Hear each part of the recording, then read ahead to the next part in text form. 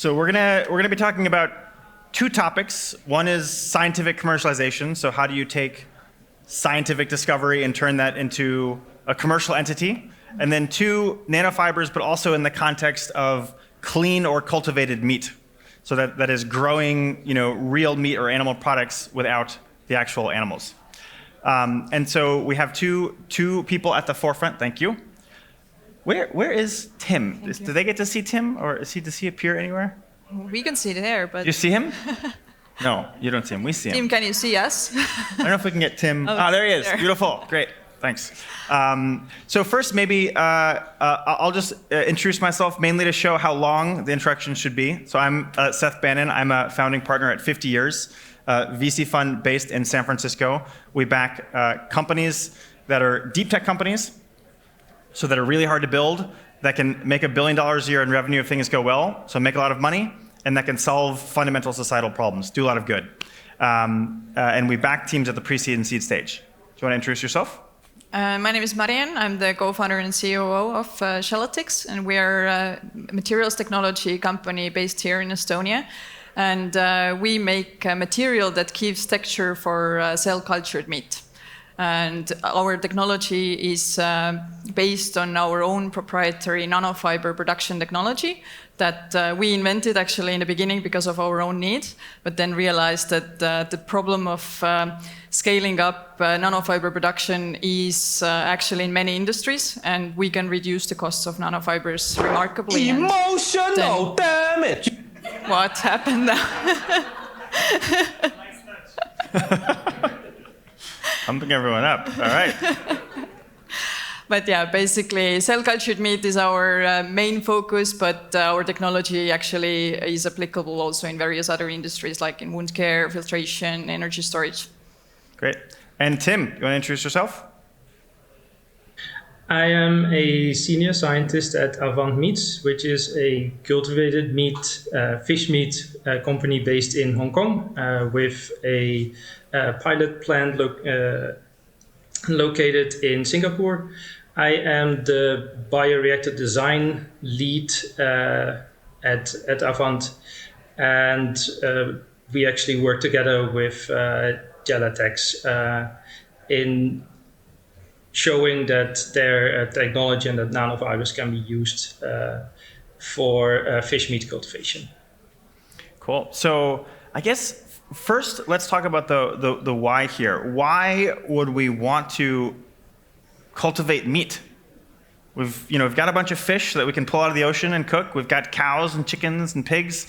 Like, why are we inventing this whole new technology when we've got animals right there for us? Tim, do you want to take it? I can try to answer. One of the main things is that the oceans are very, very important for our ecosystem on Earth. And by depleting the oceans from fish, it has basically a trickle-down effect on the whole food system in the oceans. The oceans make sure that our atmosphere works as it does. So if we can stop overfishing, our planet basically becomes more healthy. Yeah, and like overall, I mean, it doesn't matter whether it's fish or it's chicken or it's cows or pork.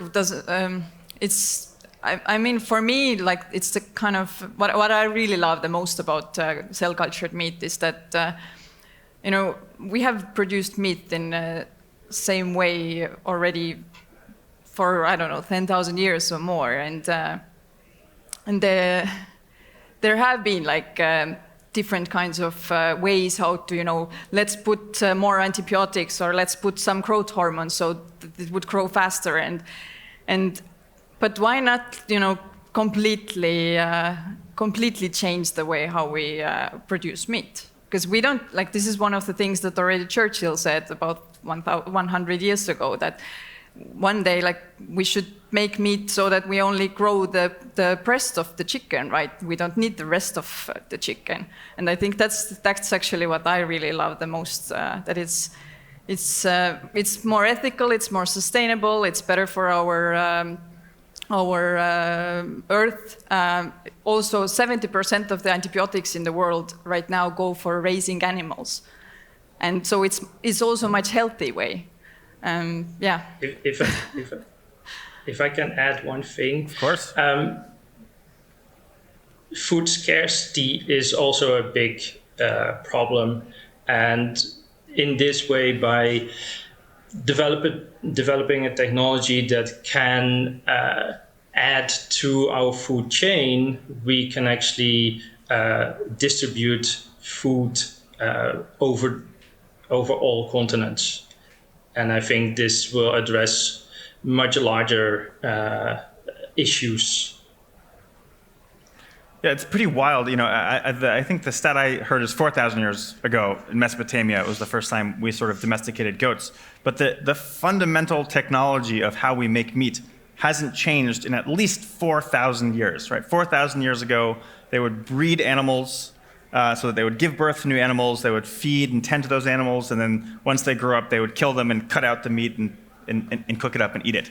And like the fundamental formula is the same. We've obviously increased the scale. We've added some things like antibiotics. We now cram them together in little houses instead of letting them roam around outside. But there aren't that many industries as large as meat. Meat is a $2 trillion industry that haven't fundamentally changed in 4,000 years. And of course, as mentioned, it's destroying the environment. Animal agriculture actually contributes more to greenhouse gas emissions than all of transportation combined.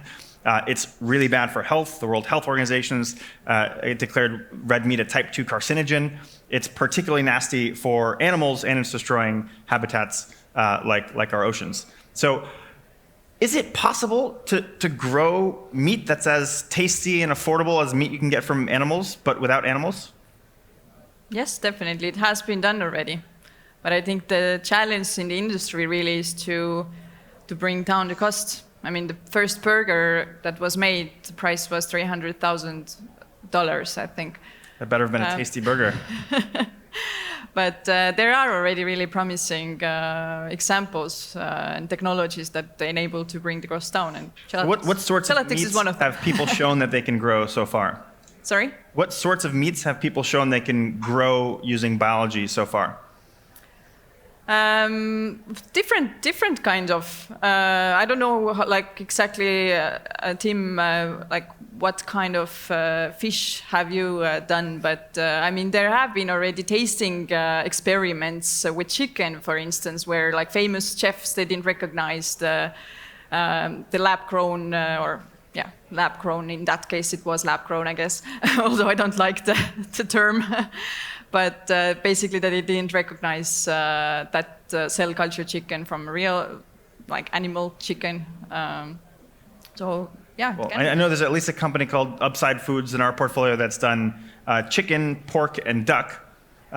Tim, what kinds of fish have been cultured this way? So Wild Type I think they're also based in San Francisco. They have grown salmon. People are working really hard at tuna. We ourselves are working on fish maw from different kind of fish. So fish maw is the swim bladder, which is a delicacy in Asia. So we specifically at the moment focus on the Asian market, of course, and Asian delicacies. Those are the main species that I know of that have been cultured. So there's a long way to go still for fish. Recently, a company started, Perlita. They want to culture oysters through this technology. But I think the possibilities are very, very varied. We just have to understand what is the difference between culturing seafood, and culturing mammalian food. And I forget, sorry, of course, Shiok meats in Singapore, who have successfully cultured lobster and shrimp. In my understanding, from ostrich to duck to crocodile, there's no reason that we can't culture cells from every type of animal, right? Because we're essentially just replicating the processes happening inside the animals, just outside the animals. Is that right? Correct. That's exciting. And we have to understand what are the basics, and then basically replicate that for basically every species that we want to eat. Okay, I'm sold. I'm excited, but I noticed there was no cultured meat here served at Latitude, so there must be some challenges between where we are now and where we need to go. What are they? Different ones. Tim can share about like many others, but I can really talk about one of them. One that we are at Gelatex aiming to solve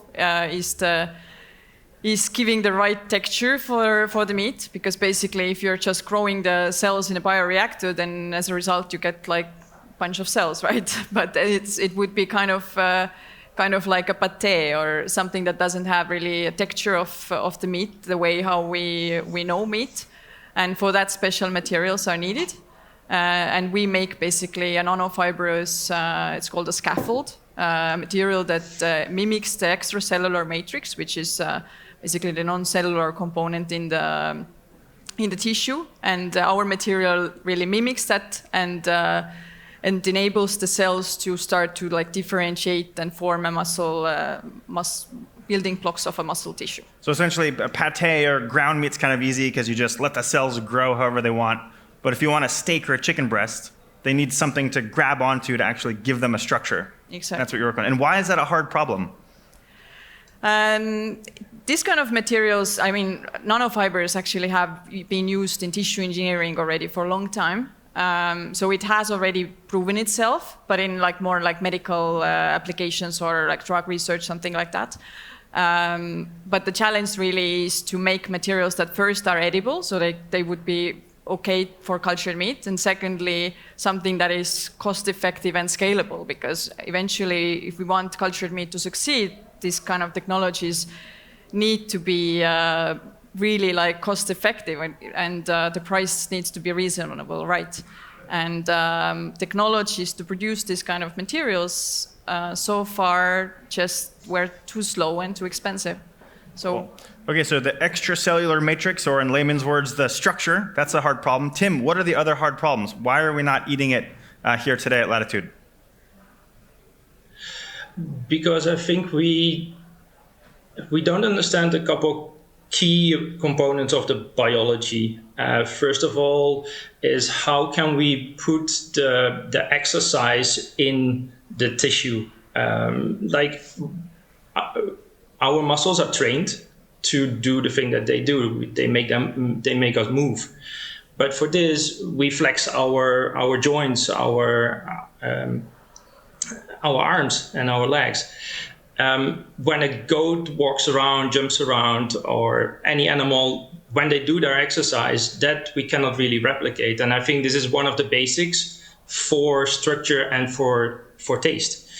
And this is part of my job in bioreactor design, on how to understand to incorporate this kind of exercise and how to create that environment that this muscle tissue gets worked, basically. And understanding this it's part of a field called tissue regeneration, where we have to understand the biological principles of how tissues are formed, basically, how they can be replicated. And I think that's where our field can learn still a lot from basically medical biology, and where we have to work together. But there's great advances in this field. We just have to apply them to what we want to do. Man, humanity is amazing. Tim, to make the food system more sustainable, is figuring out how to have fish cells in a bioreactor exercise. That's pretty cool. Okay, so I'm excited about all this stuff, but I'm curious. You both run deep tech companies. These are companies that are built on fundamental sort of R&D and science. It's very different than a SaaS startup where you just need a laptop and you have AWS and everything else you need in front of you. How did you even get started? What were the first steps that you took? For us, I mean, the story the story was kind of interesting in that way. My co-founder, Mart-Erik, is there as well. He's the material scientist in the team and kind of the brain behind everything, I would say.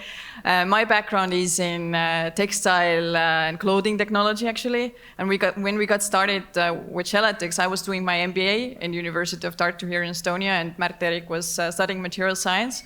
And in the beginning, we started with the company with the idea of making a leather-like textile from the nanofibers of gelatin. So the idea was kind of using more the waste from the meat industries, actually, and make a material that is chemically identical to leather. It comes in rolls. It's much more like easy to use. And because of our own needs, we actually developed a completely novel technology how to produce nanofibers in the fastest way how it is possible today. And then basically over time, in 2020, a little bit, the COVID pandemic was somewhat the trigger event. We realized that this is our strongest IP and we should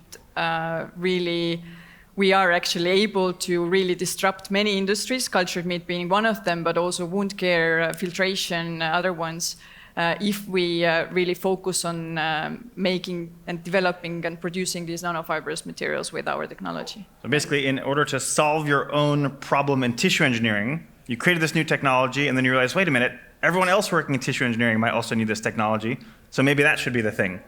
Pretty much like that, yeah. Well, okay, but I'm curious, how did you, when you were working on the original sort of like leather product, how did you do that? Did you need to get a lab somewhere and go in every day and culture cells?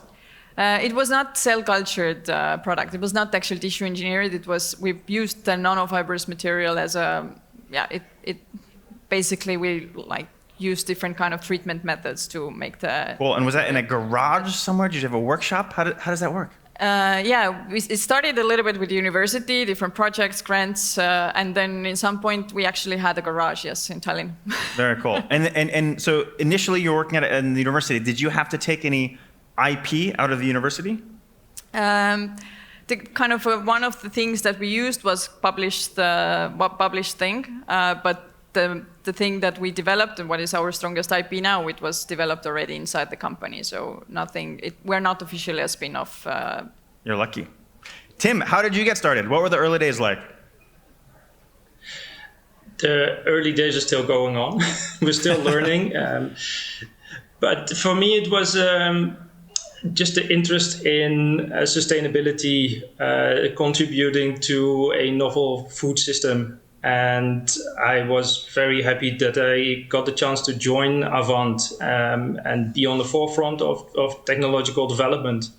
I worked as a research assistant professor in Shanghai, working on understanding tissue regeneration.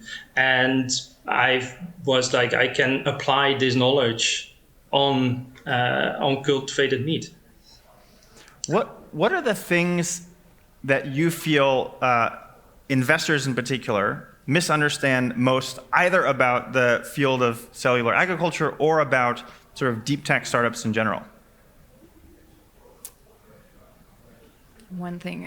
And be brutally honest here. Don't worry, there's no investors in the room.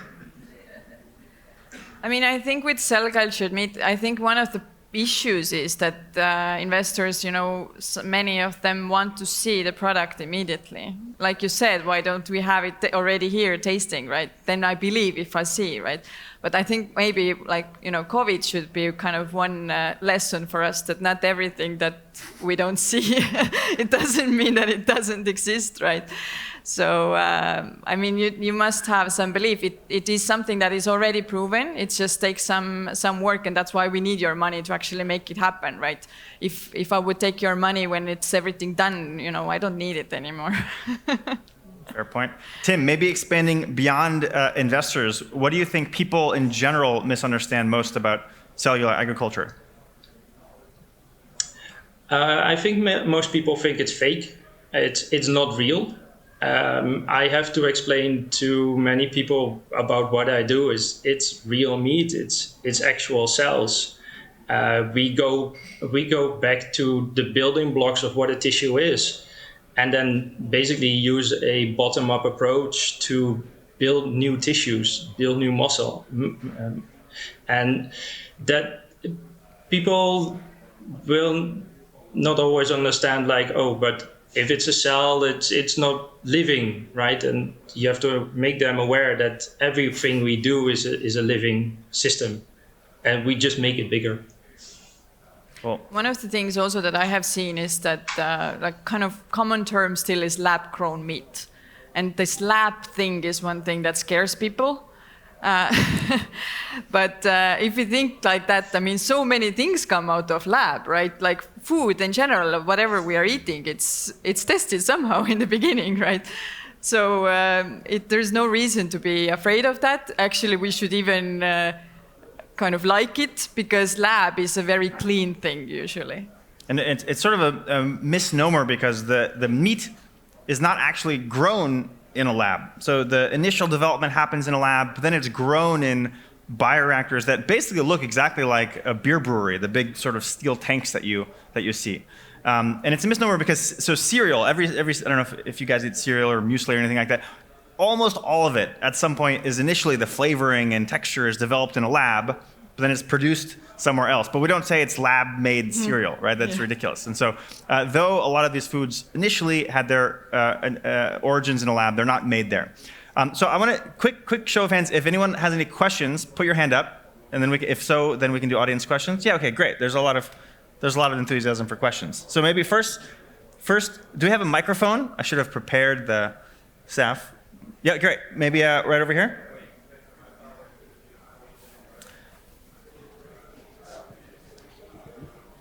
It's pretty interesting, actually, how meat can be grown in the labs, or is being grown.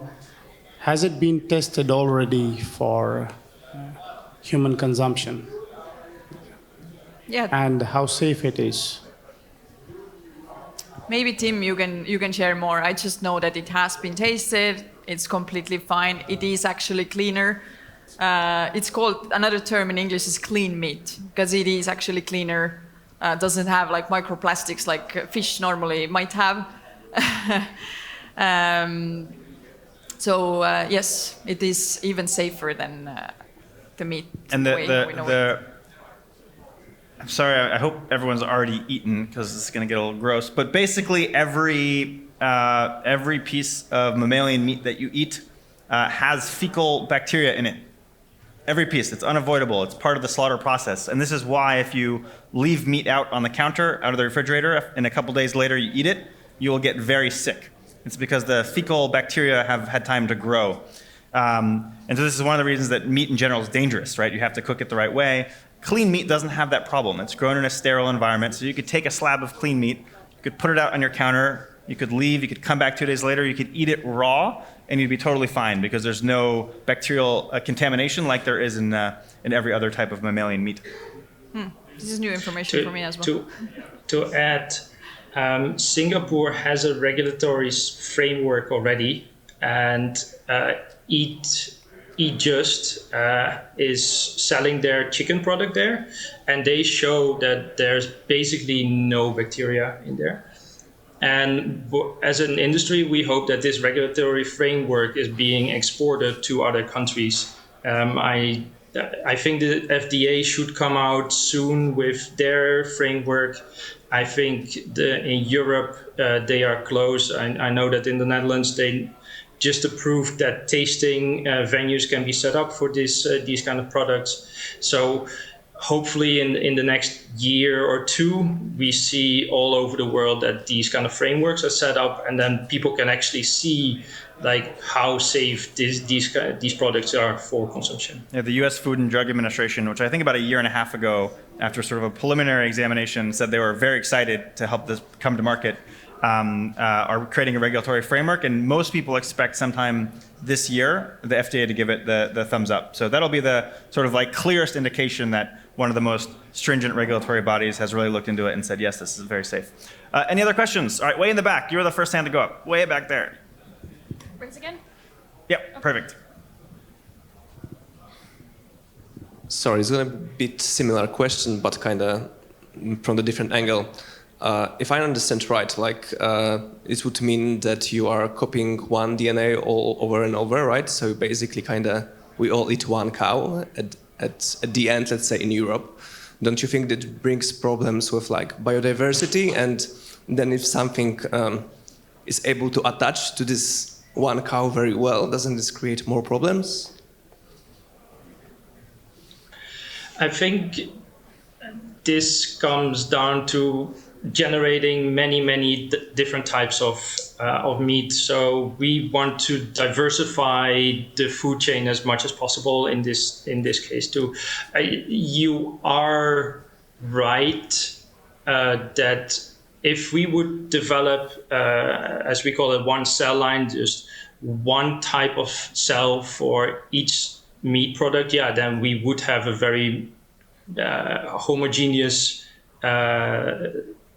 product. But as there are like hundreds of companies working on this, they all develop their own cell lines. They all take their own source. So you get immediately the diversity already. And I think that this will help addressing that concern if people have that. Yeah. Also, some of the approaches involve creating, one immortal cell line, which is sort of what you're talking about. But other approaches actually involve taking tiny little biopsies from living animals and then taking those cells and allowing them to grow many times. So from one little biopsy, you can create many tons of meat.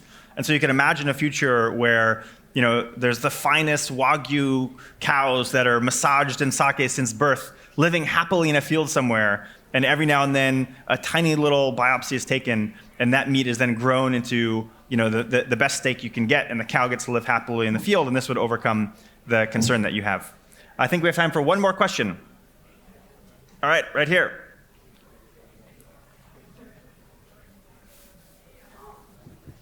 Hi, hello, very interesting panel. Besides lab-grown meat, we have these microbial source proteins and oils. How do you see that this technology is a competitor, or there can be a synergy to improve yields, productivity? How do you see that? Yeah. I think it's synergistic.